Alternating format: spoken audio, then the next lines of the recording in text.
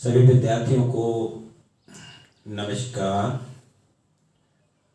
आज मैं बोर्ड परीक्षा पूर्व अभ्यास प्रश्न पत्र 2023 कक्षा 10वीं विषय विज्ञान सेट डी का सॉल्यूशन लेकर आया हूं और निश्चित रूप से ये सॉल्यूशन यदि आप सही तरीके से अध्ययन कर लेंगे तो कहीं ना कहीं वार्षिक परीक्षा के लिए आपको उपयोगी सिद्ध होगा। तो आइए समय को ज़्यादा लॉस ना करते हुए मैं आपको सॉल्यूशंस बताने का प्रयास करता हूं। इसमें पहला प्रश्न जो इन्हें बनाया है, सही विकल्प चुनकर लिखिए। एक रासायनिक क्रिया लिखी हुई है, CaO प्लस H2O मिलकर बनाते हैं CaOH का होल ट्वाइस प्लस ऊष्मा। इन्होंने ये पूछा है कि उपयुक्त अभिक्रिया है। विकल्प के रूप में आपको संयोजन अभिक्रिया लिखा है, बी नंबर में ऊष्माक्षेपी अभिक्रिया, सी ऑप्शन दिया है उपयुक्त दोनों, और डी इनमें से कोई नहीं। तो प्रिय विद्यार्थियों, इसका सही आंसर है उपर्युक्त दोनों। मीन्स ए नंबर में संयोजन अभिक्रिया, वी ऊष्माक्षेपी, ये दोनों आंसर हैं उपर्युक्त दी हुई अभिक्रिया के। निश्चित रूप से इसके पहले भी मैंने बताया है और इसका आंसर, इसके पहले बता दूं, आंसर इसका उपयुक्त दोनों हैं। या कभी कभार बच्चे ऐसा भी लिख देते हैं कि संयोजन एवं ऊष्माक्षेपी अभिक्रिया, ये भी चलेगा। और जहाँ तक रही बात ऊष्माक्षेपी एवं संयोजन अभिक्रिया, ये दोनों अभिक्रिया की परिभाषा जो होती है, कोई भी दो यौगिक आपस में क्रिया करके कोई एक उत्पाद का निर्माण करते हैं, उसके अंतर्गत संयोजन क्रिया और ऊष्माक्षेपी। इसकी चर्चा डिटेल से मैंने पिछले सेट में कर दी है और उसको आप देख सकते हैं। इसके बाद दूसरा जो विकल्प है वो पूछा गया है, कोई विलयन लाल लिटमस को नीला कर देता है, इसका pH संभवतः क्या होगा। तो इसमें विकल्प दिए हैं A1, B4, C5 और D10। इसका सही आंसर है D10। इसके बाद तीसरा विकल्प, अमाशय के आंतरिक स्तर की हाइड्रोक्लोरिक अम्ल से रक्षा निम्न में से किसके द्वारा होती है। तो इसका सही आंसर है म्यूकस, या फिर आप ब्रैकेट के अंदर लिखा हुआ है स्लैश, दो में से कोई भी शब्द आ जाए तो उसमें आपको आंसर म्यूकस करेंगे। इसके बाद चौथा नंबर जो विकल्प क्वेश्चन हमने किया है, विकल्प के रूप में द्रव अवस्था में पाई जाने वाली धातु, सही आंसर है मरकरी, या फिर इसको अपन लोग साधारण भाषा में पारा भी बोलते हैं। पांचवा नंबर विकल्प के रूप में क्वेश्चन क्रिएट किया गया है, मास्टर ग्रंथि का नाम है, सही आंसर है इसका पीयूष ग्रंथि। इसके बाद आपको जो 6 नंबर का क्वेश्चन क्रिएट किया गया है, विद्युत धारा का मापक यंत्र है, तो इसका सही आंसर है अमीटर। 7वां नंबर जो क्वेश्चन विकल्प के रूप में क्रिएट किया गया है वो है विद्युत धारा का मापक यंत्र है, इसका सही आंसर है अमीटर। और 7वां, यौन जनित रोग नहीं है। तो इसमें 7वें नंबर में जो ऑब्जेक्टिव दिए हैं उन्होंने, तो ए नंबर में दिया है सिफिलिस, बी दिया है हेपेटाइटिस, सी दिया गया है HIV एड्स और डी दिया है गोनेरिया। तो इसका सही आंसर है हेपेटाइटिस। हेपेटाइटिस रोग यौन जनित रोग नहीं है। एंड लास्ट जो विकल्प रूप में क्वेश्चन क्रिएट किया गया है, निम्न में से कौन सा पदार्थ लेंस बनाने में प्रयुक्त नहीं किया जा सकता, ऐसा क्वेश्चन क्रिएट किया है इन्होंने। तो इसका सही आंसर है मिट्टी।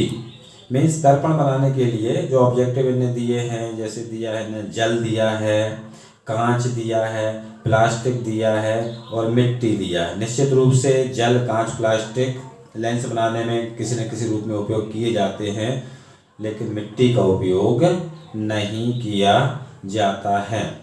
अगला क्वेश्चन डी सेट में क्रिएट किया है उन्होंने जोड़ियों के रूप में, और वन साइड कुछ टर्मिनोलॉजी दी है और सेकंड साइड शब्द दिए हैं जिनको अपन को मिलान करना। मैंने सीधा डायरेक्ट आंसर बनाया है और इसको अपन को ध्यान रखना है। नंबर 1 सही जोड़ियों के रूप में ऊष्मा द्वारा अपघटन। तो इसका सही आंसर है जोड़ी के रूप में ऊष्मीय अपघटन। बुझा हुआ चूना CaOH का whole twice means calcium hydroxide. पित्त का सही आंसर है लीवर और यकृत भी बोलते हैं। कार्बन का अपर रूप हीरा। श्रवणेंद्रिय कान।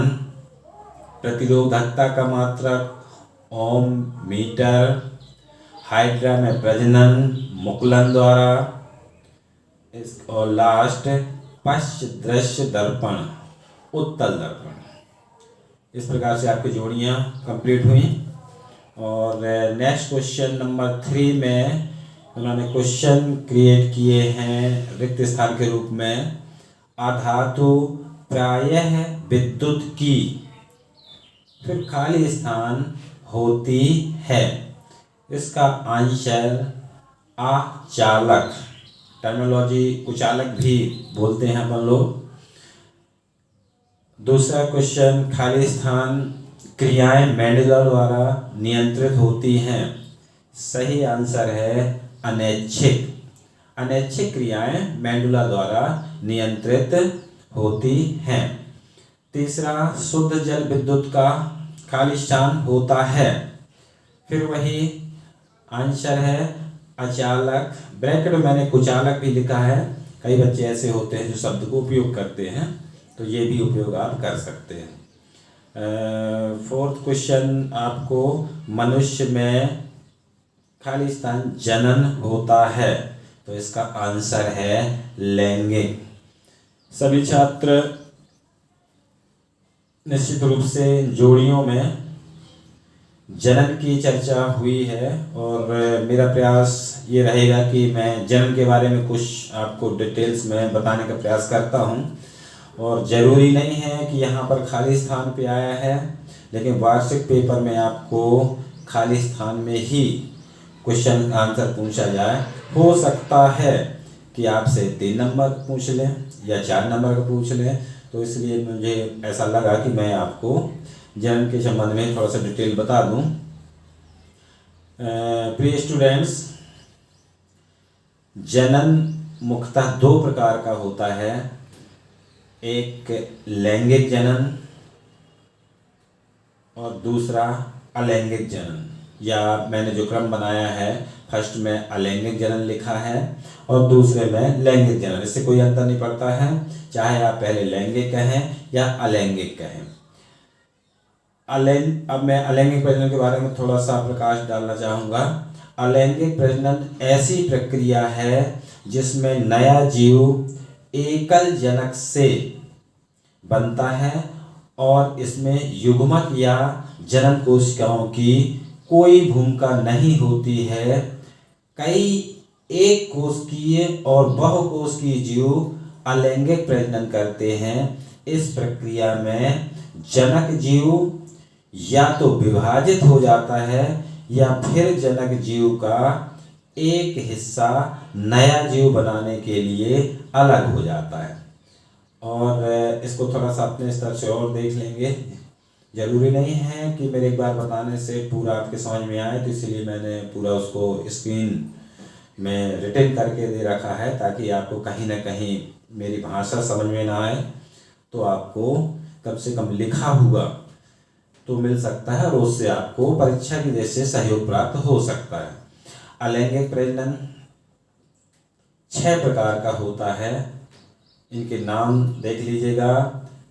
नंबर 1 विखंडन, नंबर 2 मुकुलन, 3 बीजाणु का बनना, 4 पुनर्जनन, 5 खंडन और 6 कायिक प्रवर्धन। अब मैं थोड़ा सा आपको बताने का प्रयास मैंने किया है कि विखंडन क्या कहलाता है, या थोड़ा टर्मिनोलॉजी थोड़ा सा समझें इस बात को कि कहीं ना कहीं यहीं से यदि प्रजनन से संबंधित क्वेश्चन आता है तो आपको यहीं से कहीं ना कहीं किसी प्रकार से आपसे क्वेश्चन पूछ लिए जाते हैं या पूछ दिया जाएगा विखंडन बताइए 2 नंबर का। तो मैंने इसी विकल्प के माध्यम से, खाली स्थान के माध्यम से आपको थोड़ा सा डिटेल बताने का प्रयास किया है। विखंडन, एक कोश की जीव नए जीवों को बनाने के लिए विभाजित हो जाते हैं। यह प्रोटोजोआ और कई प्रकार के जीवाणु या बैक्टीरिया जैसे जीवों में होने वाले प्रजनन की प्रक्रिया, एग्जाम्पल के रूप में है ये कि जीवाणु और बैक्टीरिया जैसे जीवों में होने वाले प्रजनन की प्रक्रिया है विखंडन। दूसरी टर्मिनोलॉजी, दूसरी प्रकार का जो अलैंगिक प्रजनन है मुकुलन है। मुकुलन किसे बोलते हैं? मुकुलन की प्रक्रिया में एक छोटा अंकुर जनक जीव के शरीर पर विकसित होता है और समय आने पर नए जीव के निर्माण के लिए खुद को जनक जीव से अलग कर लेता है। एग्जाम्पल, हाइड्रा और ईस्ट में मुकुलन पाया जाता है। अगला जो है तीसरे नंबर पे बीजाणु निर्माण, ये भी एक प्रकार का प्रजनन है। इसको क्या बोलते हैं, थोड़ा समझें इसको। बीजाणु की जो इंग्लिश होती है स्पोर। बीजाणु का निर्माण एक कोशिकी और बहुकोशिकीय कोश दोनों ही प्रकार के जीवों में होता है। यह प्रक्रिया पौधों में होती है। बीजाणु निर्माण में जनक पौधा अपने बीजाणु पेटी में सैकड़ों प्रजनन इकाइयां पैदा करता है जिन्हें बीजाणु कहते हैं। जब पौधों की यह बीजाणु पेटी फटती है तो ये बीजाणु हवा, जमीन, भोजन या मिट्टी पर बिखर जाते हैं। यहीं ये उगते हैं और नए पौधे को जन्म देते हैं। एग्जाम्पल हैं राइजोपस, म्यूकर आदि। नेक्स्ट, पुनर्जनन।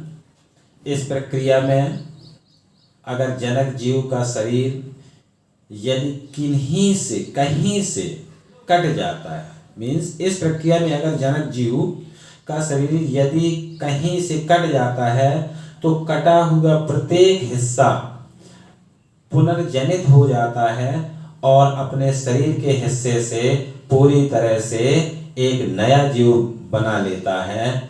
एग्जाम्पल है हाइड्रा और प्लानेरिया में इस प्रकार की घटना पाई जाती है। नेक्स्ट, खंडन के बारे में थोड़ा सा जाने। खंडन बहुकोषीय जीवों में होता है, चाहे वह पौधा हो या जानवर। इस प्रक्रिया में बहुकोषीय जीव परिपक्व होने पर 2 या 2 से अधिक टुकड़ों में बढ़ जाते हैं। इसके बाद प्रत्येक टुकड़ा एक नए जीव के रूप में विकसित होता है। इसका एग्जाम्पल है एक स्पाइरोगायरा और समुद्री एनीमोन। नेक्स्ट, अलैंगिक प्रजनन में कायिक प्रवर्धन। इसको कायिक प्रवर्धन को थोड़ा सा जाने। इस प्रकार का अलैंगिक प्रजनन सिर्फ जीवों में होता है।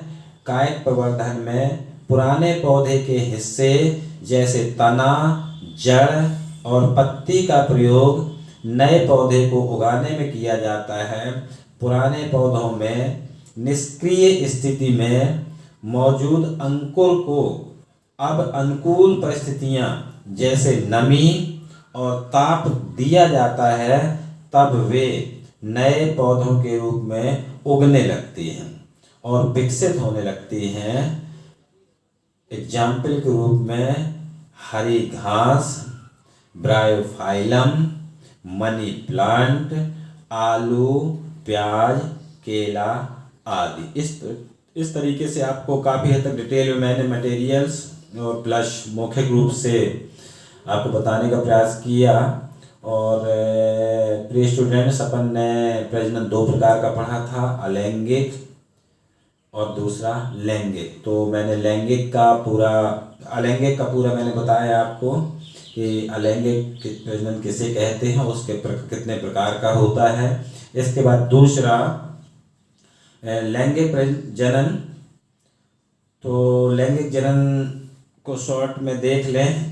इस विधि में दो भिन्न भिन्न लिंग अर्थात नर और मादा भाग लेते हैं, जिसमें नर युग्मक एवं मादा युग्मक के संलग्न के फलस्वरूप युग्मनज का निर्माण होता है, लैंगिक जनन कहलाता है।